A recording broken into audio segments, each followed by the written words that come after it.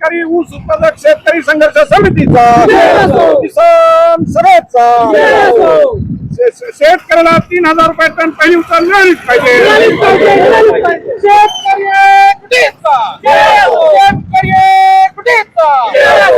पहिला 3000 रुपये मिळालेच पाहिजे. नमस्कार, सर्वांचं स्वागत आहे आपल्या लाडक्या युट्यूब चॅनल. तिचं नाव आहे माऊली न्यूज नेटवर्क. आवाज सत्याचा आवाज, जनतेचा आवाज, भ्रष्टाचार विरोधातला. आज आपण आलेलो आहोत ऊस दर भाव आणि बदत बातमी करण्याबाबत. या ठिकाणी उद्याच्याला जे आंदोलन होणार आहे, गंगाखेड शुगर कारखान्याने अद्यापर्यंत भाव डिक्लेअर केलेला नाही का. ज्या पद्धतीने आंदोलन बीड जिल्ह्यामध्ये तापलं, मराठवाड्यात तापलं, बहुतांशी साखर कारखाने, गुळ उद्योगांनी देखील या ठिकाणी भाव डिक्लेअर केले, परंतु गंगाखेडचा जो साखर कारखाना, G7 साखर कारखान्याने अद्यापर्यंत कुठल्याही प्रकारचा भाव डिक्लेअर केलेला नाही. त्यांना कालपर्यंतची म्हणजे आजपर्यंतची शेवटची अल्टिमेटम देण्यात आलेलं होतं की आजपर्यंत भाव डिक्लेअर करा, अन्यथा उद्या आम्ही गंगाखेडमध्ये भव्य असा रस्ता रोको करू. आपल्यासोबत शेतकरी संघटनेचे नेते, किसान सभेचे नेते आणि ऊस उत्पादक शेतकरी सर्व जोडलेले. एकंदरीत उद्याचं नेमकं कसं नियोजन असणार आहे आणि ते गनिमी काय करणार आहेत याबाबत आपण विचारणा करणार आहेत. काय उद्याचं नियोजन असणार आहे, उद्या कसं तुम्ही शेतकऱ्यांना आव्हान करणार आणि गंगाखेडमध्ये कुठलं ठिकाण असणार आहे आंदोलनाचं. शेतकरी भावानो, परभणी जिल्हा आणि बीड जिल्हा या दोन्ही जिल्ह्यातून गंगाखेडला G7 ला ऊसाचा पुरवठा मोठ्या प्रमाणावर होतो आणि म्हणून किसान सभा आणि शेतकरी उत्पादक संघर्ष समितीच्या वतीनं असं नियोजन ठरलेलं आहे की उद्या खळी फाटा या ठिकाणी या G7च्या प्रशासनाच्या विरोधामध्ये त्यांनी जो भाव द्यायला जरा नकार दिलेला आहे, त्यांनी फक्त 2500 पर्यंत देऊ असं म्हटलेलं आहे. परंतु वाढलेले सगळे खर्च, वाढती महागाई, मजुरीचे दर, ह्या सगळ्याचा परिणाम म्हणून 2500 काही दर परवडत नाही शेतकऱ्याला आणि म्हणून आपण 3000ची पहिली उचल मागितलेली आहे आणि अंतिम भाव 4000 रुपये मागणी केलेली आहे. या मागणीसाठी परभणी जिल्ह्यातल्या गंगाखेड परिसरातल्या शेतकऱ्यांनी, त्याचबरोबर सोनपेठ परिसरातल्या शेतकऱ्यांनी आणि शिरसाळा परिसरातल्या शेतकऱ्यांनी जे ऊस उत्पादक आहेत आणि ज्यांचा ऊस या ठिकाणी गंगाखेड शुगरला जातोय, अधिक दुसरे सहकारी सर्व शेतकऱ्यांनी या आंदोलनामध्ये खळीफाटा या ठिकाणी उद्या 11 वाजता बरोबर या ठिकाणी खळीफाटा या आंदोलनामध्ये रस्ता रोको होणार आहे. या आंदोलनात मोठ्या प्रमाणात, मोठ्या संख्येने उपस्थित राहून हे आंदोलन यशस्वी करावं. बीड जिल्ह्यात या ठिकाणी हे आंदोलन यशस्वी झालेले आहेत आणि याचा परिणाम या ठिकाणी जवळच्या परभणी जिल्ह्यातल्या शेतकऱ्यांनी अनुभव घेतलेला आहे. सायखेडेला सुद्धा असाच प्रकार होत होता, तेव्हा तिथंही या ठिकाणी आपण आंदोलन करून शेतकऱ्याची या ठिकाणी आंदोलन यशस्वी झालेलं आहे. म्हणून ही मागणी सर्व शेतकऱ्यांच्या हिताची आहे. म्हणून सर्व शेतकऱ्यांना पुनश्च मी विनंती करतो, हात जोडून सर्व शेतकऱ्यांना माझी विनंती आहे की भावानो, आपल्या या लढाईमध्ये आपण सगळ्यांनी उतरलं पाहिजे आणि हे आंदोलन आपल्या हितासाठी, जे आपल्याला आतापर्यंत या ठिकाणी हे सगळे कारखानदार लुटीत आलेले आहेत, या लुटीच्या विरोधामधलं हे आंदोलन आहे. ही आत्मसन्मानाची लढाई आहे. आपण या आंदोलनात मोठ्या संख्येनं सामील व्हा. उद्याचं आंदोलन यशस्वी करा. खळी फाटा या ठिकाणी बरोबर 11 वाजता परभणी जिल्ह्यात या ठिकाणी खळी फाट्याला सर्वांनी मोठ्या संख्येनं हजर राहून हे आंदोलन यशस्वी करावं आणि आपले घामाचे दाम मिळवून घ्यावेत एवढी विनंती करतो आणि थांबतो. काय उद्या कसं नियोजन असणार आहे, एकंदरीत कसं आंदोलन असणार, रस्ता रोको झाल्यानंतर काय गनिमी का होणार आहे का, कारखान्यावर काही चाल होणार आहे का, जर कारखानदार नाही नमला तर. ह्या एकूण परिस्थिती अशी झाली की गंगाखेड शुगरनं काल पत्र काढलं 2400 रुपये आणि 2500 भाव आम्ही देऊ. त्याच्या निषेधासंबंध मराठवाड्यातला शेतकरी पुत्र म्हणून अख्या गावगाव टायर जाळण्यापासून ते कारखान्याचं गेट तोड्यापर्यंत ही भूमिका शेतकरी पुत्रांनी आणि किसान सभेच्या आणि ऊस उत्पादक शेतकऱ्यांच्या नेतृत्वाखाली घेतलेली आहे. आणि जर तेच एखादा मराठवाड्यातला कारखाना मुघल भाषामध्ये चलत असेल की 2400 25 आणि मी वाढू देऊ शकत नाही, रिक्युरीची समजा भाषा करत असेल, तर त्याला शेतकरी ही दांडा घेऊन आणि जे काही दांडा घेऊन शेतकरी कारखान्याच्या गेटवर एक प्रथम स्वरूपामध्ये पहिला एक रस्ता रोको आंदोलनाचा इशारा सर्व शेतकऱ्यांनी दिलेला आहे.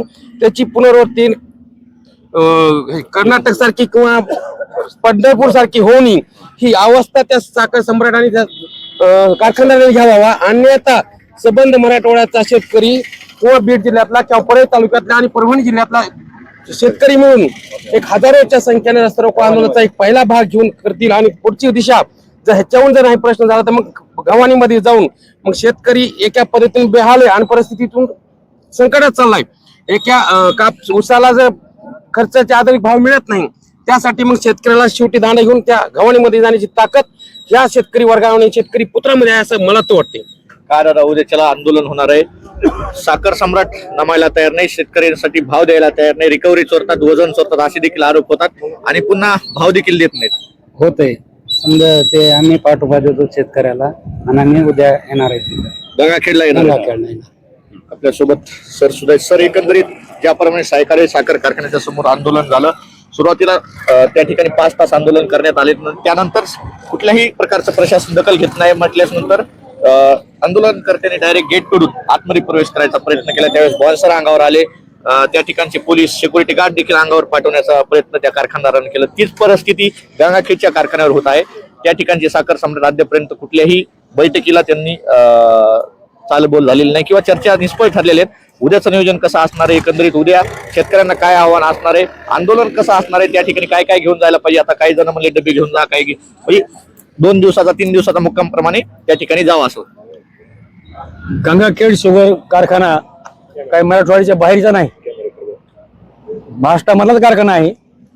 आणि बीड जिल्ह्यामधल्या कारखान्यांना 2775 द्यायला परवडतो. त्याच्यामध्ये छत्रपती असेल, महेश असेल, बाजीराव कारखाना असेल आणि आमचं इथं जे युनिट आहे सायखेडा आहे आणि पांगिरी तर 3050 जाहीर केला आहे. पहिला त्यांचा हप्ता 2950 त्यांनी जाहीर केला आहे. ते बोत्रे पाटलाला परवडते आणि मग या गंगाखेडला का परवडत नाही? गंगाखेडने तर बरंच काही खाल्लेलं आहे. सगळ्या बातम्या त्यांच्या फार अत्यंत वाईट आहेत. शेतकऱ्यांना आत्महत्या करायचे पळायला पाठीमागच्या काही काळामध्ये. आणि मग आजच्या या परिस्थितीमध्ये सगळ्याबरोबर तुम्ही कशी काय चालू शकत नाहीत, परवाच्या विरोधात कशी काय चालू शकतात? नंतर मग आंदोलन जर जास्त केलं, चिघळलं गेलं तर त्याला जिम्मेदार तुम्ही राहता त्याला. शेतकरी चिल्ल्याशिवाय राहणार नाहीत. कारण पश्चिम महाराष्ट्रामध्ये 3500 परवडतो आणि आपल्याकडे 3000 का नाही परवडत? कारण तुमच्या काय कारखान्याचे वेगळे काही नियम आहेत का, वेगळे काय अटी आहेत का? असं कसं होतंय? म्हणून सर्व शेतकऱ्यांना माझी विनंती आहे निमित्ताने त्या खरी पाट्यावर सर्वांनी जमावं, एकत्रित यावं आणि एकीचे बळ काय असते त्या कारखान्याला दाखवून द्यावं, जेणेकरून त्याला 3000 भाव देण्यासाठी भाग पाडलं पाहिजे असं माझं मत आहे. तरी सर्व शेतकऱ्यांनी थांबावं आणि शेतकऱ्यांनी त्या कारखानदारांनी सुद्धा विचारात घेऊन शेनीत चिघळण्यापेक्षा, नुकसान करून घेण्यापेक्षा, कारण मॉब पुढे काहीच होत नसतंय, मॉब पुढे सरकार झुकत असतंय. लोकशाहीमध्ये संख्येला बळ किंमत आहे, एकट्या माणसाला किंमत नाही. तुम्ही स्वतःचा कारखाना समजू नका, कारखाना शेतकऱ्यावर चालणार आहे. तुमच्या कारखान्याला जर शेतकऱ्यांना ऊस द्यायचं नाही ठरवलं तर कुलूप लागल, याचा विचार करा. दुसरीकडे अनेक कारखाने झालेले आहेत, दुसरे कारखाने चांगल्या पद्धतीने चालतील याचा विचार करा आणि शेतकऱ्यांना भाव द्यायचा नक्की जरूर विचार करा. तुम्ही सर्व भागातील शेतकऱ्यांचे कारखाने जे आहेत त्या कारखान्याचे भाव पहा आणि आपण भाव लवकर डिक्लेअर करा, जेणेकरून शेतकरी आंदोलनाच्या भानगडीमध्ये पडणार नाहीत अशी माझी तुम्हाला कारखान्याला विनंती आहे. दुसरा एक प्रश्न असा आहे की वारंवार रिकव्हरी चोरी, वजन चोरी, मग कारखाना घाट्यात दाखवायचा आणि यांच्या प्रॉपर्ट्या वाढत चालल्यात. म्हणजे मॅनेजर असतील, मॅनेजर डायरेक्ट संचालक असतील, यांच्या प्रॉपर्ट्या वाढतात, परंतु कारखाना हा घाट्यात आहे. रिकव्हरी चोरी, त्या शेतकऱ्यांचा जाणीवपूर्वक खिसा मारला जातो, आर्थिक नुकसान त्यांचं केलं जातं. या काही गोष्टी कुठेतरी कमी प्रमाणात व्हायला पाहिजे. हा, हे लबाडीचं आहे, हे कुठेतरी कमी प्रमाणात नाही, सापडलं पाहिजे, धरलं पाहिजे. आणि खरं म्हणजे या असे जे कारखानदार आहेत, असे कारखानदार लबाडी करतात, शेतकऱ्याचे माल चोरतात, शेतकऱ्याचे टनेज कमी सांगतात, अशा कारखान्याचं खरं म्हणजे शासनाने असे म्हणजे शेतकऱ्यासाठी शासनाने न्याय द्यायला पाहिजे. नाही, या कारखान्याची परवानगी बंद करायला पाहिजे. अशा कारखाने बंद पडले हरकत नाही, कारण जिथं शेतकऱ्याला अन्याय होते अशा ठिकाणी शासनानं त्यांना शेतकऱ्याला सहकार्य केलं पाहिजे, केंद्राने सहकार्य केलं पाहिजे आणि असल्याचं रजिस्ट्रेशन रद्द केलं पाहिजे. कारखाना बंद पडला हरकत नाही. काय उद्याची परिस्थिती कशी असणार एकंदरीत पाहायला गेलं तर अनेक शेतकरी या ठिकाणी उपस्थित आहेत. उद्याच्याला जो आंदोलन होणार आहे गंगाखेडमध्ये खरी पाट्यावर, त्या ठिकाणी आंदोलन होणार आहे. सायखेड्यामध्ये जसं 2-3 मुकाम पडले त्या पद्धतीत त्या ठिकाणी परिस्थिती निर्माण झालेली आहे. कसं आयोजन असणार आहे, तुम्ही आव्हान काय करणार आहे, सोबत काय काय घ्यायला पाहिजे, डबे, इतर थंडीचे दिवस आहेत, सगळं काय केलं? जसं सायखेडा कारखान्यावर सर्व शेतकरी व संघर्ष समितीने आंदोलन धरणे आंदोलन केलं, त्याच पद्धतीने